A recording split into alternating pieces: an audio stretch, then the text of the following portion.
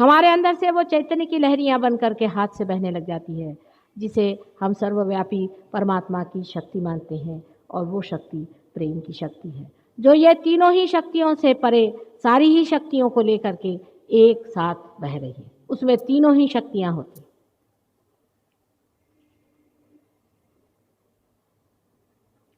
अब इसी चित्र को अगर परमात्मा की ओर देखें कि हम अगर परमात्मा के प्रतिबिंब रूप हैं, तो परमात्मा इसी प्रकार उनमें भी तीनों शक्तियाँ संचालित हैं। और जैसे कि इसी के अंदर के कोई छोटे छोटे सेल्स हम लोग बने हुए हैं,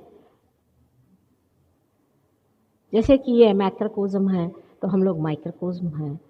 इस तरह से एक हम भी इनके अंदर इन्हीं के जैसे बने हुए अंदर में बैठे हुए हैं। और हमको भी सिर्फ जागरूक होना है कि हमारे अंदर से वो सर्वव्यापी परमात्मा की शक्ति बहे। जब तक ये नहीं होगा तब तक आनंद आपको मिल नहीं सकता। जब तक ये गति नहीं आएगी, आप अपने जीवन का लक्ष्य तय नहीं सकते। आप चाहे दुनिया की कोई भी चीज़ पा लें, आपको सुख नहीं मिल सकता, आप आनंद में नहीं आ सकते।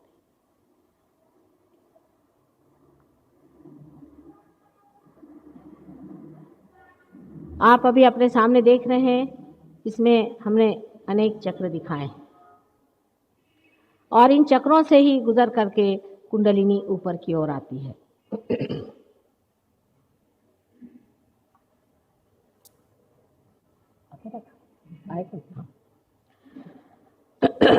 अब इन 7 चक्रों का मैं आपको वर्णन करती हूँ जो इसके अंदर है। अब अभी आप ये लोग शंका न करते बैठे रहें कि ये हैं या नहीं, या माता जी यूँ ही बातें कर रही।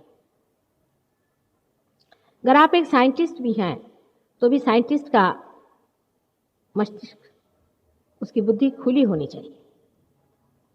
He must have an open mind कि एक हम हाइपोथेसिस आपके सामने रख रहे हैं, उसे आप स्वीकार करें, उसे आप देखें, और अगर वो घटित हो और वो अगर फलीभूत हो और उसका अगर साक्षात हो तब उसे आप मान लें।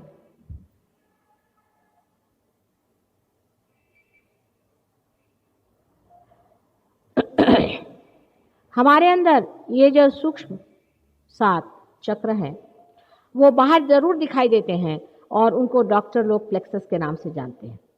साथ साथ मैं उनका भी नाम बताऊंगी जो कि सूक्ष्म के प्रादुर्भाव से, मैनिफेस्टेशन से बाहर एक ग्रोस जड़ प्लेक्सस की रूप में वर्तमान है, जिसे लोग देख सकते हैं और समझ सकते हैं कि हमारे अंदर ऐसी कोई संस्थाएं हैं जिसमें हमारा कोई काबू नहीं। जैसे कि आपका हृदय चल रहा है, अपने आप से चल रहा है, आपकी पेट की गति अपने आप से चल रही है, आपके श्वास अपने आप से चल रहे हैं, बहुत से अनेक कार्य स्वयं चालित हो रहे हैं। उसमें से भी अगर आपको अपने हृदय की गति बढ़ानी है तो आप बढ़ा सकते हैं।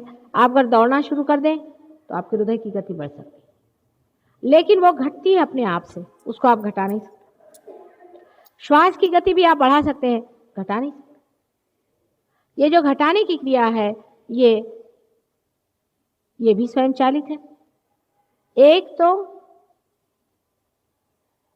जो कि आप बढ़ा सकते हैं, जिसको आप इमरजेंसी में उपयोग में ला सकते हैं, जिसको आप हथिया सकते हैं, वो संस्था है, वो सिंपैथेटिक नर्वस सिस्टम है। और वो है जिस पे आप कुछ भी नहीं कर सकते, वो पैरासिम्पैथेटिक। और सिंपैथेटिक मैंने आपसे जैसे कहा, ये ईड़ा और पिंगला नाड़ी से चालित है, और पैरासिम्पैथेटिक से बीच की संस्था जिसे कि हम सुषुम्ना नाड़ी कहते हैं, उससे चालित है। अब इन तीनों नाड़ियों से प्लावित, सस्टेन्ड अपने अंदर कुछ सेंटर्स हैं।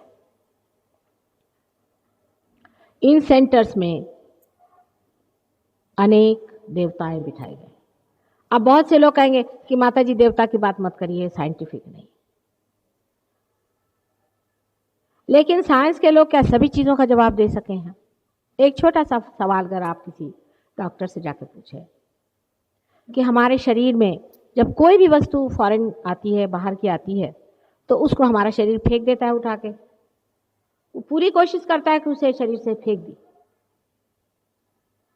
लेकिन जब हमारे पेट में, या कहना चाहिए जब माँ के गर्भ में बच्चा रह जाता है, तब उसे कोई फेंकता तो नहीं फेंकते हैं, लेकिन उसका संवरण करते हैं, उसे संभालते हैं, उसको बड़ा करते हैं।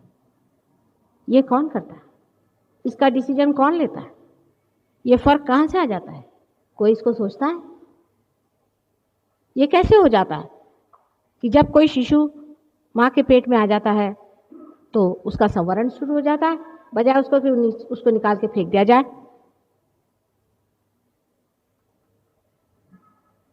ऐसे अनेक प्रश्न हैं जिसका कोई उत्तर डॉक्टर नहीं दे सकते। एसिटिकोलिन और एड्रेनालिन नाम की 2 केमिकल्स हैं। जब वो हमारे शरीर में प्रवेश करती हैं और या हमारे शरीर में कार्यान्वित होती हैं, तो उनके एक्शन अलग पड़ते हैं। जैसे जहाँ रिलैक्स करना हो वहाँ पर वो ऑगमेंट कर देती है, माने उसको छोटा कर लेती है, खींच लेती है। डॉक्टर लोग कहते हैं कि ये हम नहीं बता सकते, we cannot explain the mode of action of these. बहुत सी बातों में ऐसा ही जवाब होता है, वी कैनॉट एक्सप्लेन। ठीक है, उनका कहना भी सत्य है और इसमें बड़ी भारी एक सच्चाई है कि वो कम से कम सच्चाई कहते हैं। लेकिन इन लोगों की खोज क्योंकि बाहर से है, अंधेरे में से आप जब कहीं जगह आप जाते हैं तो आपको कुछ पूरी चीज़ दिखाई नहीं देती। एक चीज़ मिल गई, दूसरी चीज़ मिल गई, उसका कनेक्शन नहीं बन पाता। फिर आप एक ही चीज़ लेकर उसका विश्लेषण, एनालिसिस करते करते जाते हैं, तब आप उस जगह जाके पहुंचते हैं जहाँ पूरी चीज़ जो सम्यक है उसको आप भूल जाते हैं। आप जानते हैं कि एक डॉक्टर एक आंख को देखेगा तो दूसरा डॉक्टर दूसरी आंख को देखता है। आपको अगर पूरा शरीर एग्जामिन करना है, कम से कम 60 डॉक्टर की जेब गर्म करनी पड़ती है। जब मनुष्य एक ही है और उसकी कला, उसका संगीत, उसकी कविताएं वो कहाँ से आती, उसका भी किसी को कोई अंदाज नहीं है। क्योंकि जब आदमी बाहर से खोजता है तब ऐसा ही होता है। लेकिन एक बात हो सकती है कि इस अंधेरे कमरे में अगर एकदम से प्रकाश हो जाए तो सभी कुछ एकदम से जाना जा सकता है। यही हमारा सहज योग है।